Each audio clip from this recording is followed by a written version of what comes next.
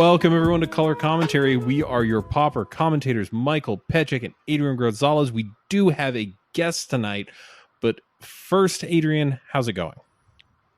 Good. All right, let's take care of upkeep stuff so we can get into this because we are very excited. We got a Patreon. We have a Patreon, Mike. For just $1 an episode, you can hear the pre and post show, which is not actually about Magic, and more just us hanging out as well as getting access to our Patreon exclusive Discord channel. And I guess I'll just do this now. I'd like to thank Hex for being such a great patron. I will point out that this time the pre-show was actually very Magic centric, but guest episode, all that. Usually it's just us, having a little bit of fun after hours. All right, what do you have for us, Mike? So we are also brought to you in part by Hipsters of the Coast, which has a wide variety of Magic content, including an article that you put out, Adrian. Me? Yeah, you wrote an article about the very topic we're discussing today. Some of the bans that came down today. Nice. That was smart of me. Yeah, it was quite pretentious. But anyway, those are the two ways that we're supported. Go check them out. Blah blah blah. Let's get into this. So our guest tonight, returning guest, I think MVP most appearances besides the two of us. I think it's 3. Yeah, I think this brings it to 3. Is Kendra, Maverick Girl. What's up? And yes, it is 3. It is 3. Okay, I was pretty sure on that, but I wasn't 100%. So yeah, we wanted to have you on because I think the last time we had you on was also a major change for the format. It was it the introduction of challenges or was it competitive leagues? I forget. It was comp leagues. Comp leagues. Okay, yeah. Before that was just I think it was a general thing after the Star City Classic, if I remember right. Yes, that sounds correct because we wanted to get you hot off that win. But yeah. Tonight we're talking about the bombshell that dropped at 10:30 this morning. Yeah, this is crazy. There's a bunch of bans. So who in this room, I guess, big air quotes room, who was shocked by the bans this morning? I gotta say I definitely was a little bit. I don't think anybody was really surprised by Gush. Like, I mean, we can debate this all day. Other people can debate this, whether it was something like Augur or like the cantrips or what have you. And they do discuss this in the ban restricted announcement article. Gush was always kind of like that, top dog that had the sights set on it. It's one of the most broken cards in Magic history. It's banned in Legacy, it's restricted in Vintage, so on and so forth. But I don't think really many people expected Gitaxian Probe, and I certainly don't think anybody really expected Daze. Yeah. Adrian, what were your thoughts on hearing this? So I was initially surprised, but I think their message is pretty loud and clear. We're not a free spells format. I think that they could have just gone ahead and banned Snuff out, honestly. I mean, no, not really. I think that would have been silly. But, I think that not only did they ban the free spells, they also banned the cards that made Blue-Black Delver so good. I mean that is a deck that is fundamentally like based on a large density of free spells, and I do think Snuff out for the most part is still fair, right? You could even argue that. Yeah, I agree with you, Mike. It's a little surprising they took this long for them to ban Gitaxian Probe. I will admit, I don't think it's as problematic as it is in other formats, but I think they've made it pretty abundantly clear that they think that card is a huge mistake. So I am a little surprised it's lasted as long as it has in Pauper. So my take on Gitaxian Probe, right, is I actually think I'm okay with it being banned, and I think in recent months, like in the couple months we've had since the current iteration, or I guess now we should say former iteration, most recent iteration of the Dimir Delver decks. Since that one really came to fruition, and also Burn started playing them, I started to feel a little more wary about the card. Because before, if you think about the context that it was actively most played in before, it was pretty much limited to, by and large, anyway, Is It Blitz and Inside Out combo. And if they were using it against you, they were using it to make sure the coast was clear. And if that was the case, you were probably just dead anyway. So it didn't really make too big of a swing in and I thought it was fine in those decks. It did what it was aiming to do, and it was fine. We started adding it into something like Burn and this Demure Delver deck, though. It started both making it so your opponent so the player had much more quicker, easier access to like their actual gut of real spells, I should say. It gave you perfect information as to what your opponent had in their hand. So like me, everybody knows me that I normally play elves. I do play other decks. I'm gonna clear up that myth right now. If I'm up against something like Burn or Demure Delver and I'm on elves and they look at my hand, then they can decide, hey, I need to kill X. Like they might say, like I've seen Burn decks just go like, I go land Mana Dork, and they just bolt the Mana Dork, and then I have 2 more lands in my hand to back it up. If they Gitaxian Probe me, saw that I had those extra lands, they probably might leave that one little elf alone, go for my dome, and then also save their bolts for the actual creature that they need to deal with, just like the Demure Delver deck uses that knowledge to then, counter cards where needed. Use, again, the Snuff Outs, the Disfigures, what have you, to take down the creatures that might be problematic for it.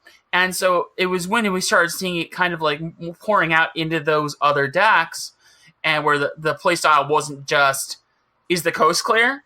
Okay, good, I'm good.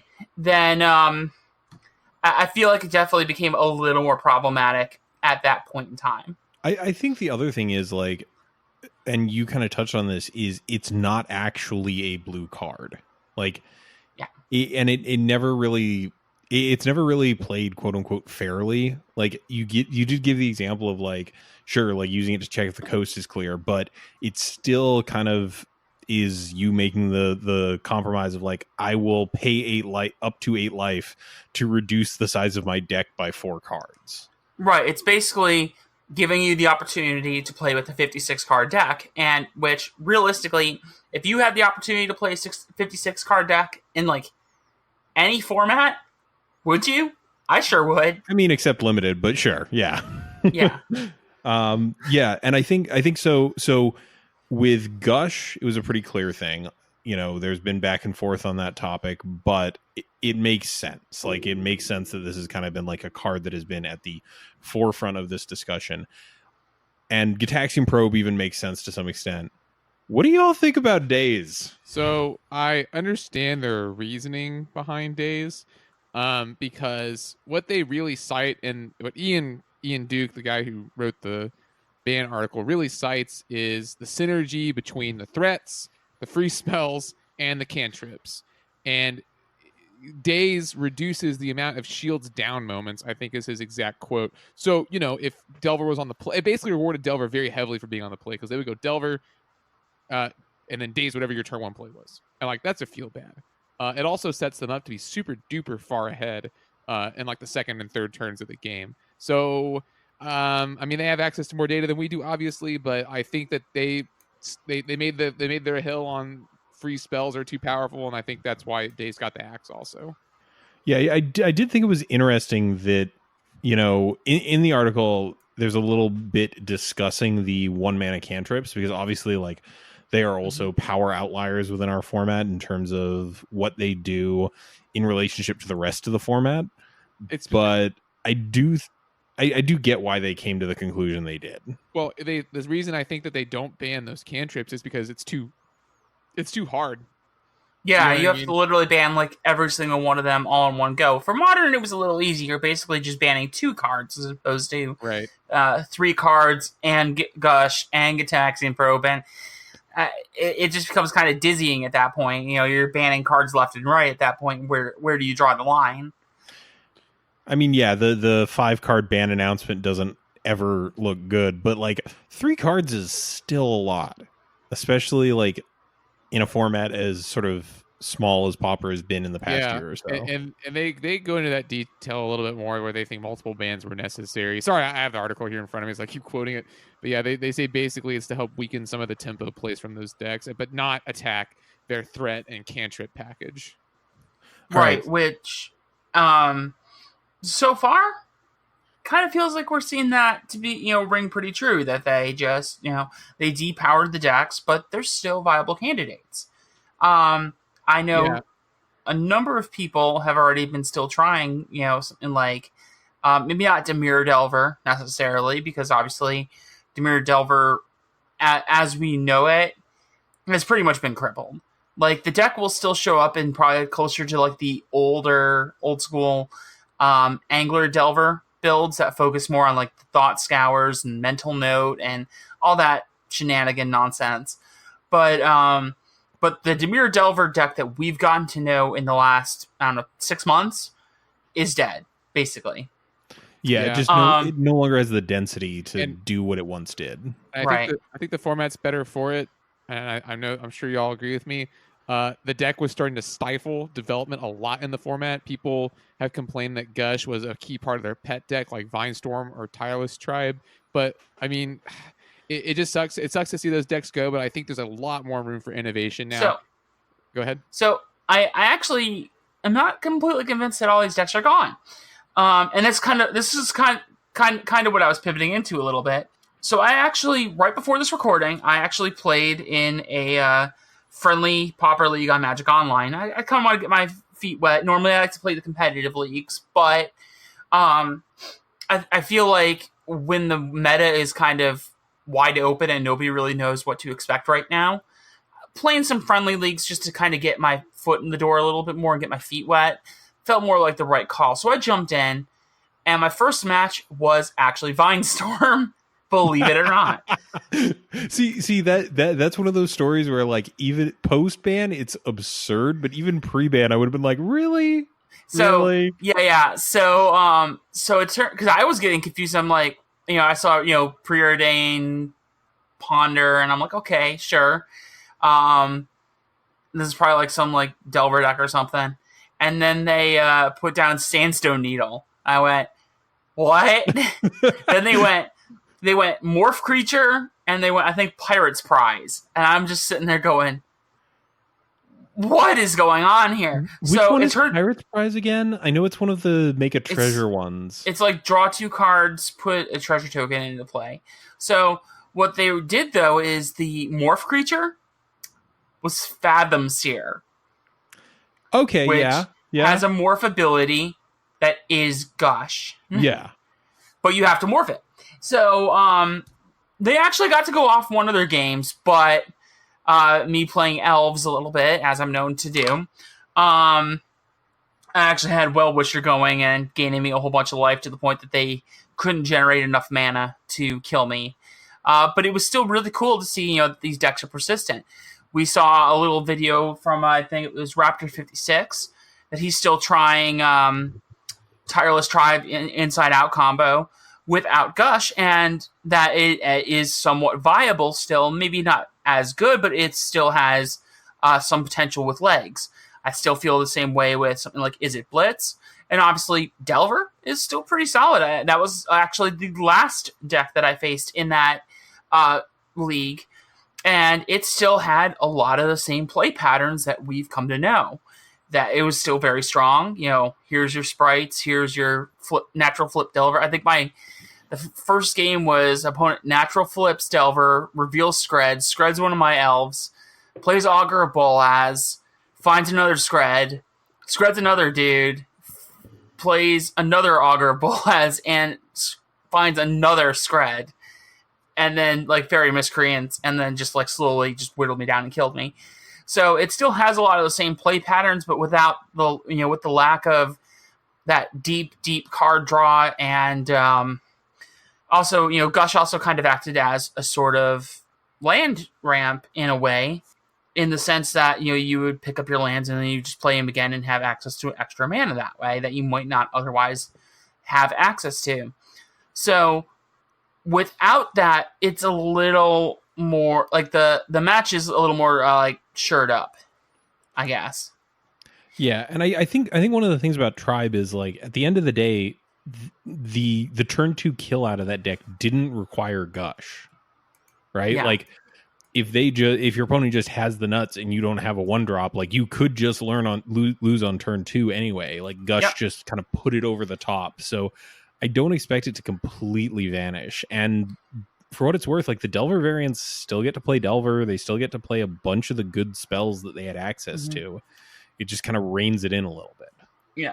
Now, I have heard a little bit of discussion, a little bit of rumblings that, what I actually thought for a little while, when I was talking about, the likelihood of like a Gush ban or something like that, was it felt like, Mono Blue Delver might still be one of the good variants to play, in part because you still have access to foil and all that other stuff. But the fact that but I think we were all just kind of expecting them to literally just take Gush and leave everything else. Them taking Daze also really hurts Delver decks. They don't always run Daze. They haven't always run Daze, but especially lately, they've been running Daze. So it definitely takes the mono blue variants down by a considerable amount, but it's too early to say still just what the sheer level of impact is actually going to be. Yeah, and that kind of brings us to the elephant in the room. Nothing in any other color got banned, and notably Monarch cards are still sticking around for the time being. Mm-hmm. I would love to hear both of your thoughts on this. I don't think it's going to devolve into a Monarch versus Tron hellscape like some people seem to think it will. But I do think that Monarch and Tron will be very powerful strategies. Kendra, you probably have a much more eloquent way of putting that. Yeah. So, I figure I'll let you get it. I definitely feel that Monarch still has some issues with keeping it in the format. Now, granted, I see what they're trying to do here. They want to take down one deck by a peg rather than attack multiple decks. In fact, personally, I feel slightly called out because for those listeners who may not be aware, I wrote a very lengthy article about kind of like the format health, where we were at, and what might need to happen in order to maintain that health with some bans and everything. You ban Gush and the like, and then there is a bit of a power vacuum. Delver still exists and it's still strong, but it's not anywhere near as strong as it was before, so it has a bit of a tougher time against something like, Boros and Tron than it did previously. So I had suggested tackling all the decks at once, ban Gush, the Monarch cards, and Ghostly Flicker, possibly Displace as well. And there was something. We'll continue to monitor the metagame as it evolves in practice, but need to allow time for it to readjust rather than making assumptions about what the results will be.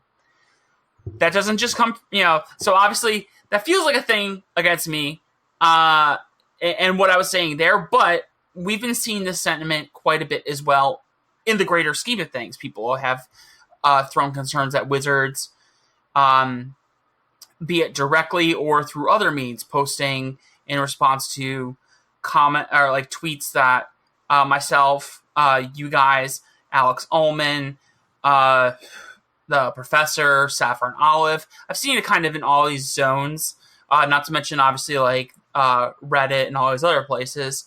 Well, I just call the hotline. Is that not what you guys do? Oh my god! So, there's been a lot of speculation about what will happen, but it's too hard to say. So what they really want to do is just tackle this one and see how the others pan out. Now, me personally, I do feel that Monarch is still kind of like the big problem here. Tron has its issues too, and I think down the line we may want to see some other things, because my big concern with something like Ghostly Flicker and Displace is we've seen these cards used in conjunction with other banned cards before. Cloud of Fairies, Peregrine Drake. Peregrine Drake, yeah. Cloud Post and God, what was the other one? I mean, it's still seeing play in like the Familiars deck. Like that's still a deck that exists. Temporal Fissure was the other one I'm thinking of Yep. off the top of my head. So, and you would do this to like generate lots of mana, create loops and everything. And it's always just kind of been one of those problem enablers, I want to say. Mm-hmm. So it's definitely problematic, but there's a lot of decks that can beat that like really easily. Burn just trounces Tron. Elves has some pretty strong game against Tron if you kind of know what you're doing. If you don't really know what you're doing and you just try and aggro them out every time, like over and over again, you're going to have a pretty bad time. I think, for the most part, Tron I'm a little less concerned about. I think there's a lot of decks that can handle that quite well. My concern with something like the Monarch, though, is it really, really has shut down aggressive decks like completely. Tron has done this a little bit too with the likes of Moment's Peace and Stonehorde Dignitary, but I think Monarch does it a lot more based on the cards that it plays. And this goes for all variants of Monarch and like every aspect of the format. We see this most notably in Boros Monarch. You obviously see the Thraben Inspectors with their 2 toughness, Core Skyfisher 3 toughness. Obviously, the Palace Sentinels itself has 4 toughness. So these just make for very clean, easy blockers against a lot of the more aggressive decks, which are usually like, you know, a bunch of 1/1s or 2/2s just coming in really quick, so they can block relatively easily. And then you obviously have Prismatic Strands on top of that, which makes the blocks even harder. Combine that with the fact that these decks are also playing, removal, like burn spells and things like that, and it makes it that much harder. And this also goes into the other decks then. Orzhov Monarch / Pestilence, whichever you want to call it. Decks being called different things by different people. But at the end of the day, it relies on that Monarch, retain the Monarch. It also uses Prismatic Strands, but also really heavily focuses on the removal. So that, like Pestilence, you may not necessarily win by Pestilence, but it controls the game to the point that it lets you win, even if you don't keep it on the board consistently. And you have a similar kind of thing happen with something like Mono Black Control, where you play Thorn of the Black Rose, and then you just wipe out all of your opponent's creatures one by one, and then just outdraw them on card advantage. So it's definitely it's really, really hampered a lot of the aggressive decks we've come to know and love. Stompy is basically gone from the metagame. I'm just pulling up what we have on Goldfish right now. There are, from what I can tell, just quick glance, I see 0 Stompy anywhere. I don't even see Elves anywhere. I don't think Elves is really, shown up very much, even though people do it. There is, I think it looks like 1 Affinity deck, just 1. We have a couple Bogles lists, but for the most part, and obviously we don't have stuff like Red Deck Winds, Slivers, and just Heroic. Although Heroic is partially because Deathblade Elite was kind of bugged on Magic Online for a little bit, so that kind of hindered results. So, I don't think it was Deathblade Elite specifically, but like the provoke mechanic itself. Yeah, as a whole. There was an issue with it. I don't recall what it was, but yeah. Right. So, okay, there is 1 Heroic thing here. So, basically, we've just kind of seen a lot of the aggro decks pushed out of the metagame, and that is very concerning. I suspect that we will still see a bit of a struggle with that for probably a couple months, because what I'm guessing, based on the way that they talk about this whole metagame shakeup and the bans and things like that, it sounds like they're going to try and give us maybe like a few months at the very least to see how things shake up. So I would expect probably like 6 months before we're even considering another ban. I could definitely see that, and I think we will see some level of resurgence in aggro decks, and I think on the whole that's good, right? Like we've been in this drought where like everything has been either mid-range or control or combo, and getting a little bit more, because every time Popper's been in a bad place, it's been because one or more of kind of like the super archetypes of Magic, it has kind of dried up a little bit. So that would pretty unequivocally be a good thing. Do you think, and I want to get both of your opinions on this, is Stompy going to come back, or has it been away for too long and hasn't gotten enough upgrades in the time since sort of aggro was pushed out of the format a little bit? I definitely think that it definitely has some very strong possibility. And in fact, among all of the aggressive decks, I think it actually has some of the best shot at actually coming back. Think about things like this. One of the cards, obviously, people have been talking about in terms of what is a problem, like for the aggressive decks, is Augur Bolaz. And obviously, and they even say it, Ian Duke even says it in the ban restricted announcement, is that, Augur Bolaz actually was on the table for banning, which will definitely please a number of people who called for that card in particular to actually be banned. Now, the thing about Stompy, though, is Stompy doesn't really mind, at least in my opinion, the fact that Augur is a 1/3. Think of things like Skargan Pit Skulk. Mm-hmm. Basically just ignores the fact that Augur even exists.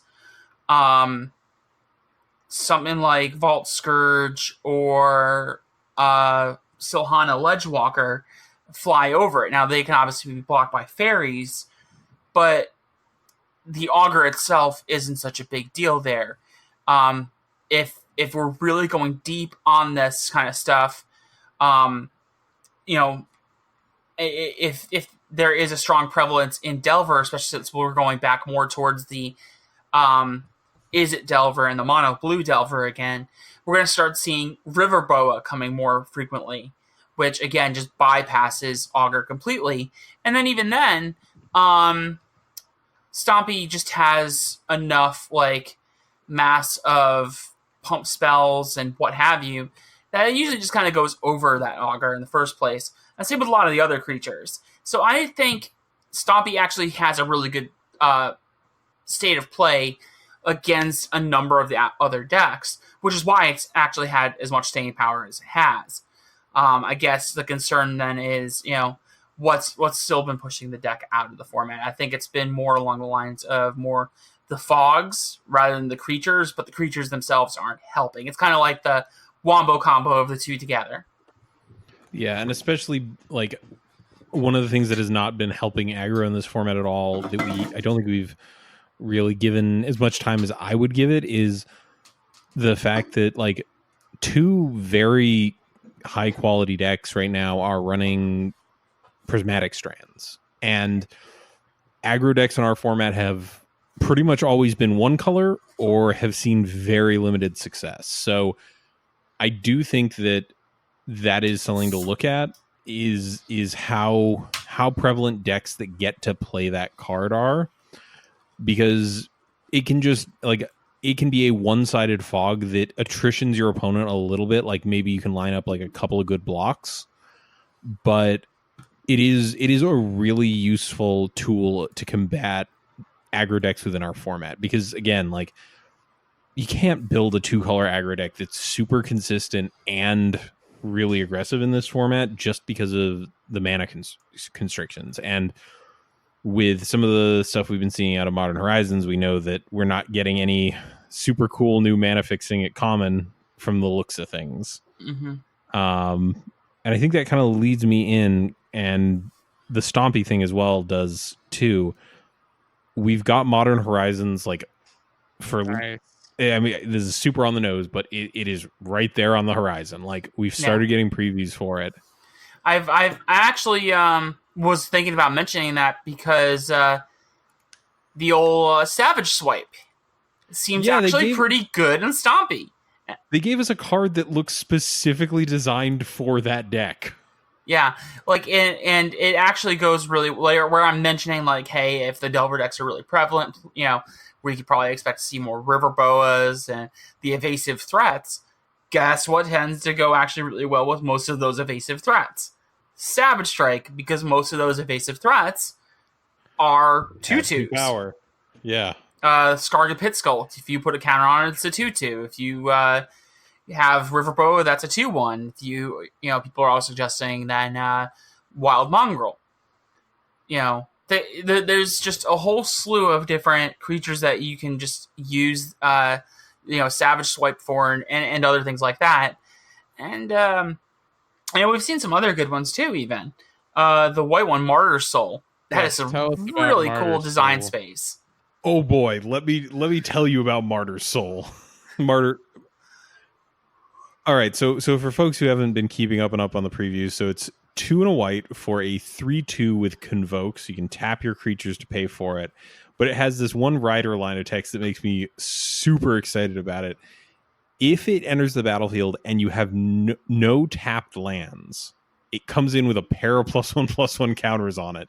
So come with me, you two, on a brief little journey of playing a 1-drop, playing Raise the Alarm on 2. Your 1-drop is Thraben Inspector.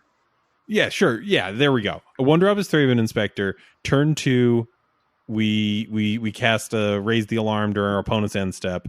Turn 3, we untap. We tap these 3 creatures, put out a 5/4, and then just for the added rubbins, we tap those 3 planes that we have in play for a Razor Golem. And 11 power on turn 3. Yeah, and there's probably other things you can do other than something like just Razor Golem. But the fact of the matter is, like, this ability and this card particularly is just really strong. Yeah, it's not the greatest as a 3/2 for 3, but a 3/2 for 3 really isn't that bad. Like, there's definitely worse things you could be doing. And the fact that you can just make it better or even just cost less, let's say you ignore the fact that you're trying to put it in for that untapped mana. Let's say then you had you played the Thraben Inspector, you played the Raise the Alarms, or the Raise the Alarm, and you still want to get in for a little bit of damage. You can cast the Martyr Soul off of 1 land and your 2 tokens, and then play like a Bone Splitter. Put that on your Thraben Inspector, attacking for 3 mana. Or you can even just play it off of having only 2 mana. Let's say you didn't draw your 3rd land. So there's just a lot of different ways this card just actually seems really good. Yeah, I was quite shocked. I was actually like at a game store, like sitting down for some Commander when these came online. And I was just like, wow, these are silly cards. Because there's also the new, like, honestly, like the most infuriating win con that I feel like I'm gonna lose to, Stream of Thought. The card looks good. Yeah, that's one of them. The art is just gorgeous really on that card, for the record. Seth McKinnon, right? Yes, My boy. Yeah. Yes. He's been getting a lot of work lately, and I'm not gonna complain. Did you guys see the new one that just got spoiled today, Fist of Flame? What does that one do again? Yes. So it's 1 in a red, draw a card until end of turn. Target creature gains trample and gets +1/+0 for each card you've drawn this turn. Oh yeah. Now I just want to say, be glad this card isn't in the same format as Gush and Gitaxian Probe. Yes. I was thinking that earlier when I saw it. Yeah, now it's coming back to me. Yeah, I was like, wow, good thing they just banned Gush. Because because this would have been probably an easy play to a certain degree, at least, in Izzet Blitz. Now, Battle Rage probably still a bit just better, but this card definitely still has some play, especially for the fact that it draws a card itself. Yes. Well, like this could also be something that gets you up to, like, this could be in a sequence with Teamer Battle Rage. Yeah, because for sure. Like, casting this targeting a Kiln Fiend is bare minimum 2 mana for drawing a card and giving a creature +4/+0. Yeah. Like, And trample. I'm fine with that. Oh, and geez, it gives it trample. I didn't even see that. That's dumb. I was evaluating a worse card than this, and I was still fine with it. Yeah. Yeah, that one's real nutty, especially because like I could also see this in some sort of like mono red aggro deck that wants some number of faithless lootings. Mm-hmm. So you can like go looting into this for a 3 mana +4/+0 to something. Like, man, these are exciting cards, and there's some sort of more janky stuff in here as well. Like Goblin War Party is that card is interesting. Yeah, the card is exceptionally medium, but I've seen a lot of people talking about like cute things like, you know, playing it in the old pieces of the puzzle deck, and just, you know, wonky things like that, just because it's, you know, it has that modal effects. If you play it in like a control deck as kind of a weird control deck finisher by means of like, hey, yeah, it's 7 mana, but it's 7 mana to make 3 creatures and swing it for a whole bunch of damage like right away. Yeah, I've seen worse win cons run as like the top end of a control deck. Flurry of Horns. Yeah. Woof. I mean, Shots fired. Flurry of Horns at least always gets you 2/3s. But yeah, like I'm picking up what you're putting down. One of the interesting ones was Headless Spectre. I like that card a lot. It's obviously not as good as Hypnotic Spectre because you have to be hellbent for it to be good. But I would be interested to see if it's better than Liliana's Spectre, because you don't get with Liliana's they get to choose the card, but at least you get the discard immediately. Yeah, it's an interesting one for me because I'm looking at this and everything about this actually doesn't read as a control card. This 100% reads as an aggro The other thing card. that's interesting is this is a card with the mechanic Hellbent. It does not appear to be a Rakdos card. Nope. So, fun fact, I don't know if you guys caught this little tidbit, but there are over 40 named mechanics that are not evergreen in this set. Yup. Right. Over 40. Yikes. Just for reference, so far we have seen Flashback, we have seen Kicker, we have seen Hellbent, Convoke, Replicate, we have seen Entwine, Changeling, Cycling, Storm, Vanishing. What else do we have here? Stuff that cares about snow permanence. Yeah, snow is back.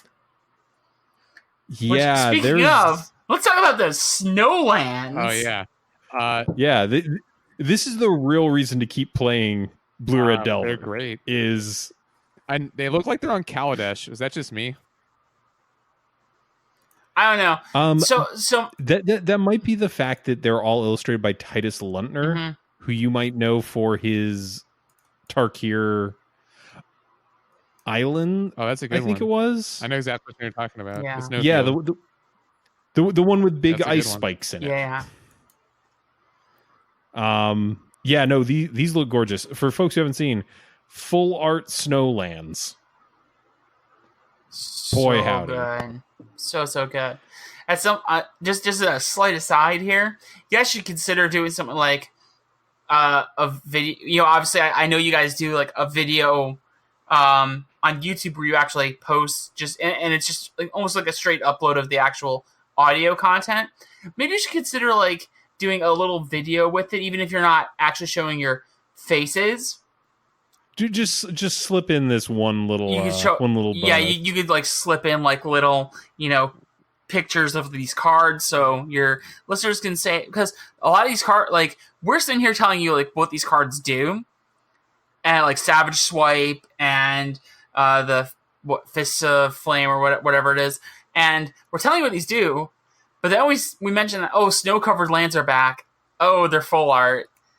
And you can't show just how gorgeous these things are because they are gorgeous. Kendra, they're gonna have to give us $25 more a month if they want that content. All right, we'll see what we can do for the folks at home.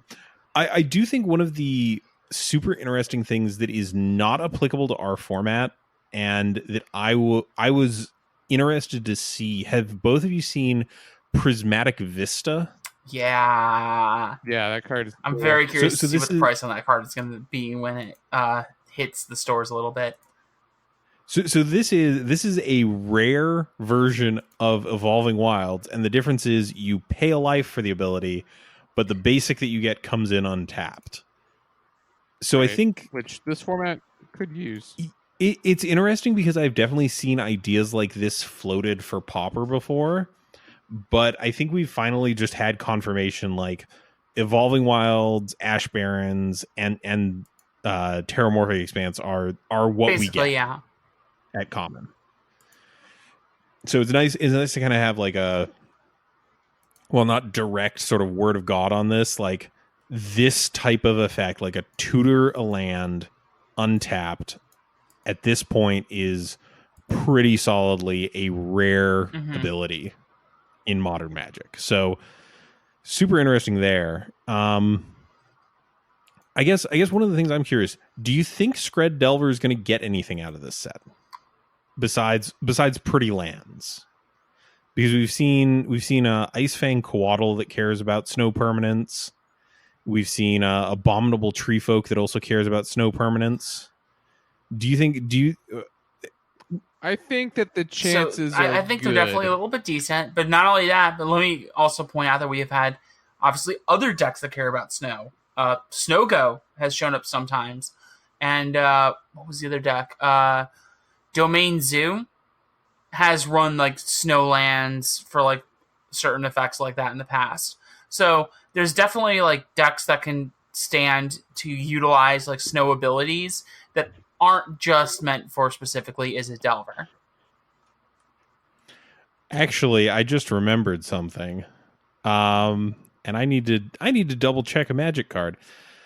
So, what if we had snow tap lands at Common? What do you mean? What if they put those in? Because are either of you familiar with Into the North? I know Into the North. Yes, duel. So, Yeah, I know Into the North. yeah, so Into the North is a rampant growth that tutors a snow land. It doesn't specify anything past that. That could be a potentially interesting thing to introduce into the format. The ability to tutor for a 2-color land off of a spell. Although I guess they do have a cycle of duels, don't they? There's ETB tap duels that are already modern legal with the snow subtype. So we really couldn't see anything like that. It is possible that we could get something like the Gainlands, or even then, I would say it's not really a stretch to say that something like they couldn't just do a functional reprint.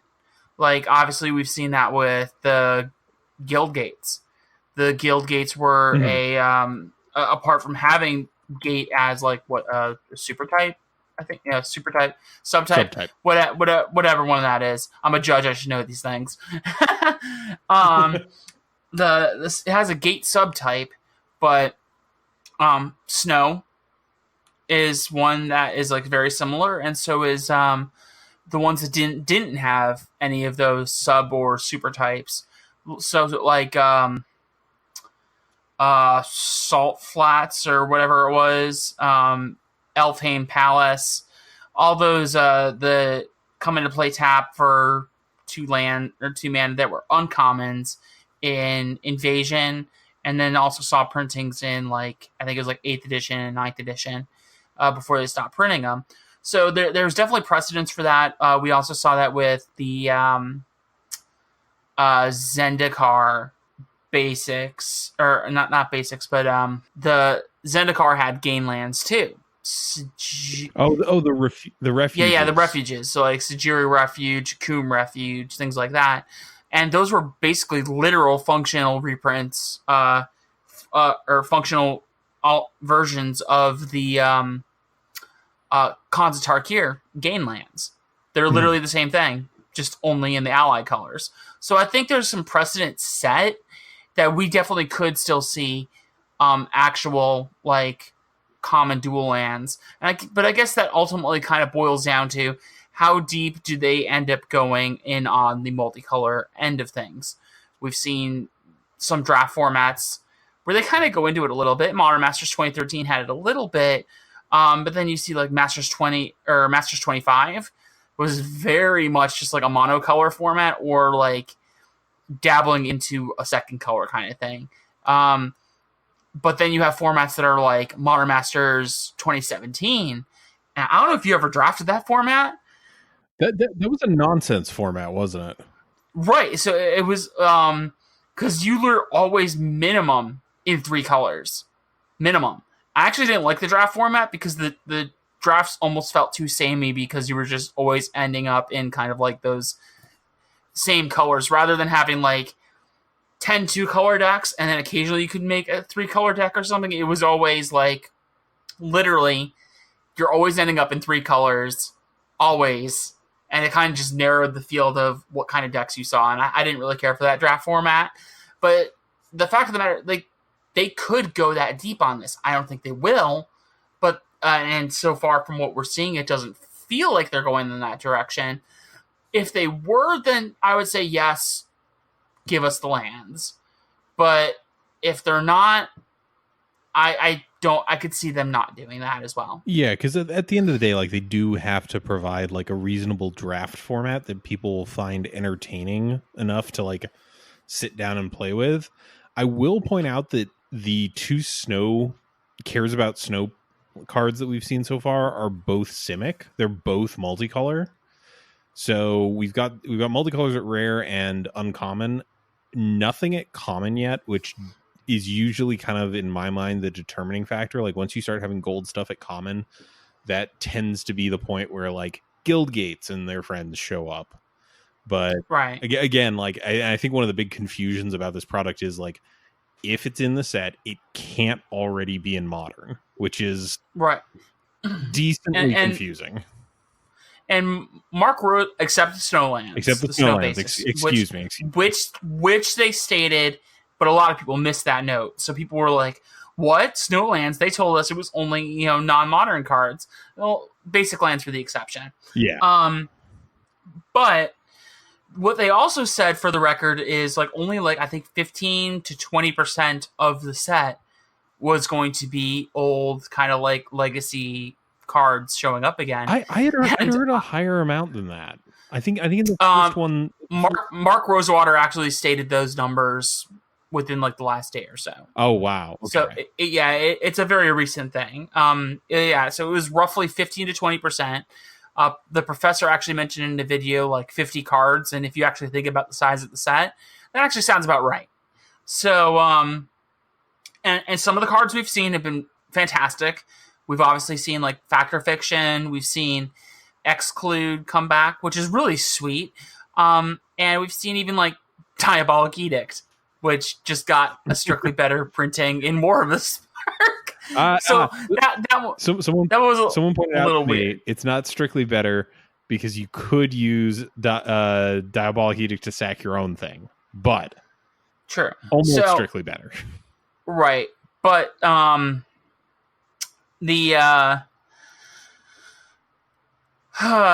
we've seen a few stinkers get reprinted as well.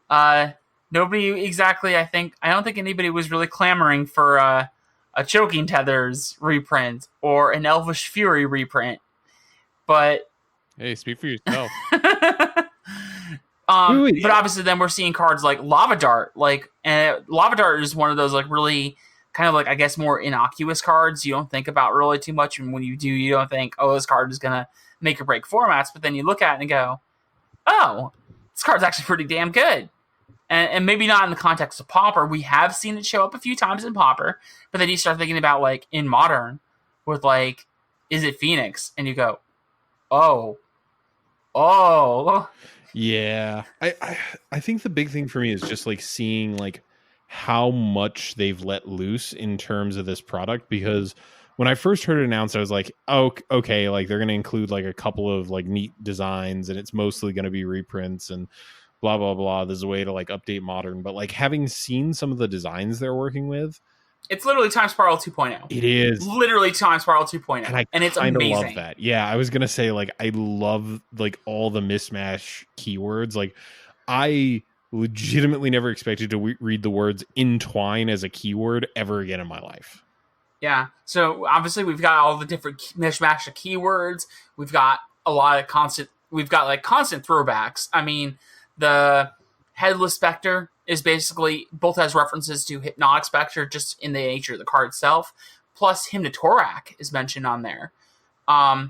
Imposter of the Sixth Blade references, I believe it's Pride of the Sixth Blade, which is like a 3/1 vanilla creature from Future Sight. So there's definitely quite a number, and obviously, Force of Negation is a callback to Force of Will and Negate, and Force of Vigor, obviously continuing that cycle, and so on and so forth. So there's just constant throwbacks in the set, and I am so here for it. Much more so because it's very, very apparent this is not going to be the last Modern Horizons set. I really hope not. I also do want to mention real quick that we've seen like some light tribal themes here. Namely, in today we got a tribal zombie card and a tribal goblin card, both at uncommon. But if those are supported, I'm wondering if there's something in the common slot that might be good enough to see play. So I don't know if you guys saw on CoolStuffInc.com. Obviously, I write a number of articles, and I've written a pretty good amount of Pauper, but I've also been kind of diverging a little bit into other formats, especially as my content has been kind of pushing more into other formats. I've been trying to get a bit more into Legacy, and I'm also kind of dipping my feet more into the likes of like Modern and Standard as well. And so I was actually like looking into this quite considerably, and being someone who has been a part of this game for roughly 20 years now. I actually started in 1999 with Urza's Legacy. I've seen quite a bit, and I'm also very passionate about this game and its history and everything like that and all those good memories. So I actually went through every single set where we could see reprints from Modern Horizons. And the one thing that I said I think we're almost certainly going to see as like almost like a key mechanic kind of thing is going to be both cycling and tribal themes. The reason for that is because both when it comes to cycling, that was one of those prevalent mechanics that's both really good, so you can easily make new cards for it, and it was very prevalent in two well-received blocks of Magic's history. The Urza block, which obviously was busted, but the cycling cards are relatively fair. I would love to see something like Miscalculation, though. Seeing cards like Prohibit and Force of Negation and Exclude kind of, makes me hesitate on that card, seeing that card. But we also saw that quite considerably in the Onslaught block. So we saw cycling quite a bit. And we even saw a little bit of it in the like Commander sets with like land cycling, so something like Ash Barons, which could see a reprint here for the record. That's right. So, it's not in Modern, is it? Nope, sure is not. Huh. So there's a lot of possibilities for cycling, and it just felt like one of those natural, obvious like ideas, and one of those clear themes. The other one being tribal, because we've seen tribal just since the dawn of Magic, and frankly, there's actually some lords even that we haven't seen in Modern yet. Zombie Master has never shown up in Modern. So, we have cards like that. We have, there's obviously like elves that showed up quite considerably. Goblins, obviously, we just got Goblin Matron as one of those. You had a bit of a mini tribal kind of theme in the Invasion block with like the ringleaders in Apocalypse, kind of like Goblin ringleaders, Sylvan Messenger. Obviously, Sylvan Messenger is already in Modern, but you could still have access to a lot of these other options. Goblin Lackey is another good one. And And then we had Onslaught block, which just kind of blew the doors open on those tribal themes. So it really feels like there's a lot to work with there in terms of like those legacy cards, while still also having a lot of room to really kind of build off of in this set. And I feel like the key Onslaught tribes in particular, so I'm thinking something like and now obviously I don't know, maybe some elves, right, these aren't really tribes, all tribes necessarily by today's standards. Some of them are your race and others are actually more class types, but this is what we had back in Onslaught was elves, goblins, soldiers, zombies, and wizards. Do all of those not sound like creature types that we see in Pauper to a certain degree? That is true. It's an exciting time to be here, just because they really don't have any rules, and I wouldn't be surprised if they break something on the first try. Right? Like Wizards has a track record of, we're trying this new thing. Ooh, we maybe made energy a little bit too good, or affinity. Yeah. Yikes. Affinity was a little bit pushed. Maybe next time we reel in this type of ability. What if, and hear me out, what if we made spells that were actually free by untapping lands when they were cast? Yeah, there's a lot of stuff that over the years, has been a hit or miss kind of thing, but so far, I have seen nothing where I'm just like, wow, that's silly. That's going to do terrible things to all the formats it's now legal in. Right. And there's definitely been a few that, and obviously, we're detracted quite a bit from Pauper to an extent, but there's some really interesting designs. And what I really love about the set is they are not afraid to be skirting the reserve list here. What was it? The druid. The not deranged hermit. Yeah. What is it? Deep forest hermit. It's literally deranged hermit, and it's arguably better than deranged hermit. It's kind of crazy. I love this card. Yeah, this is gonna be a doozy of a spoiler season, and I guess having now heard that a smaller percentage of these are old cards, I'm actually a little bit more excited because there's not much I can think of in Magic's history where I'm like, yeah, that's a safe thing to downshift off the top of my head. But seeing these new designs and seeing things like Savage Swipe, which does fit like a glove to Stompy. Yeah. Seeing stuff like that is super, super encouraging. And also just the fact that there's a pile of keywords to play with means we're going to get some interesting designs. Yeah, and even a few of the reprints that we've already seen, like Prohibit. I imagine that the price on that card has been down a little bit, but at one point I think that card was 5-6 tickets on Magic Online. It definitely reached a high point where it was actually some dollars. So seeing reprints of actually in demand cards, especially when putting it in Modern is definitely going to actually increase the demand of it, is actually really good to see. Yeah. All right, we have been at this for a little over an hour, and I think it might be time to wrap up. Does anyone have any sort of closing statements? What they're looking forward to? I'm glad Gush is banned. Yeah. I think you speak for all of us there. So I'm going to actually just kind of expand on that just a little bit more. So all in all, because I feel like we kind of digressed quite a bit here, so I want to just tackle the actual ban and restricted announcement just a little bit more before we get going here. So obviously, we tackle it, mention it. They considered everything here. Okay, I don't know if we've really clarified that enough.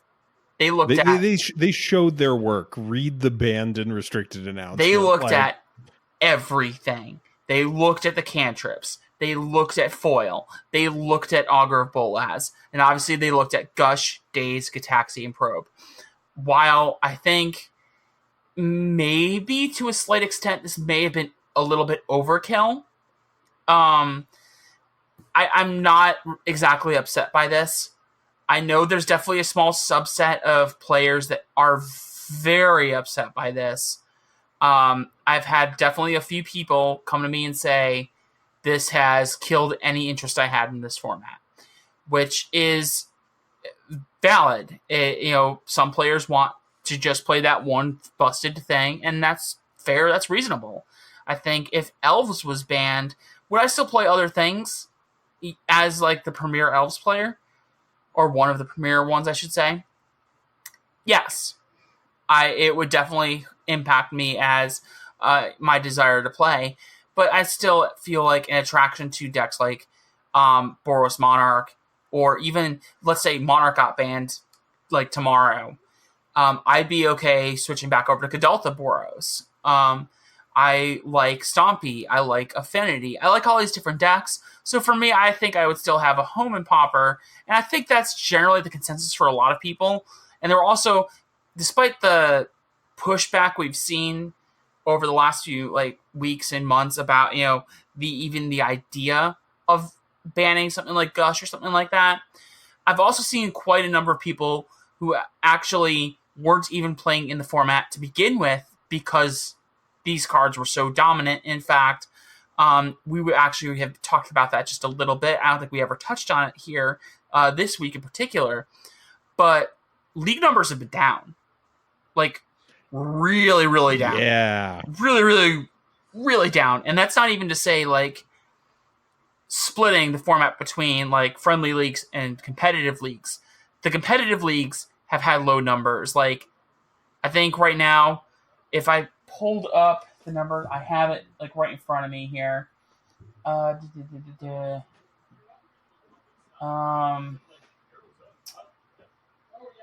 Sorry. Competitive Pauper League has less than 50 players in it right now. Less than 50. 45 active players. Woof. The friendly leagues have 156. Now compare this to a year ago when we had the Pauper boom. A few months prior, the professor had put out his thing. We started seeing the events at GPs and things like that, which obviously, for the record, definitely helped, improve. I shouldn't say improve. It enticed that competitive aspect to a point that that it obviously led us to these bans that we have today. But a year ago, we had I want to say 1,200 players active in the Pauper Friendly League. So even though there was a little bit of a shift and a split between the two leagues, that's pretty drastic. We've also seen a drop off in the challenge numbers. During, I think it was Avengers Endgame and War of the Spark weekend, we had only 49 players.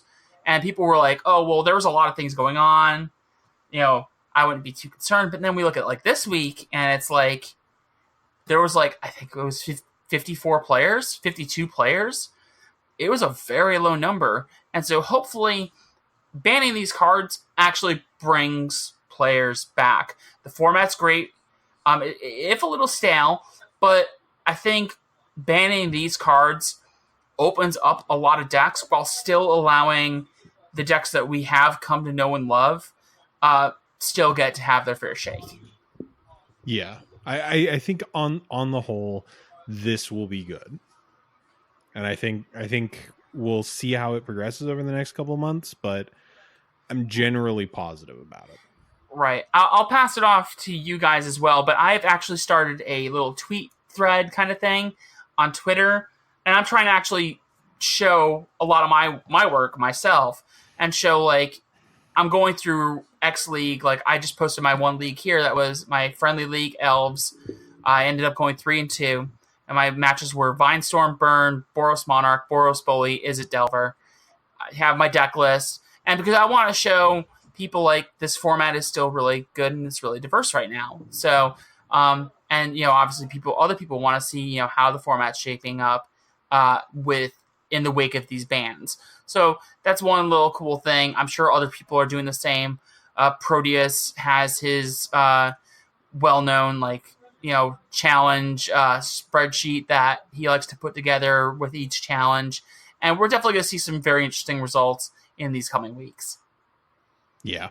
Real quick, since Adrian, do you have anything else for this evening? Nope.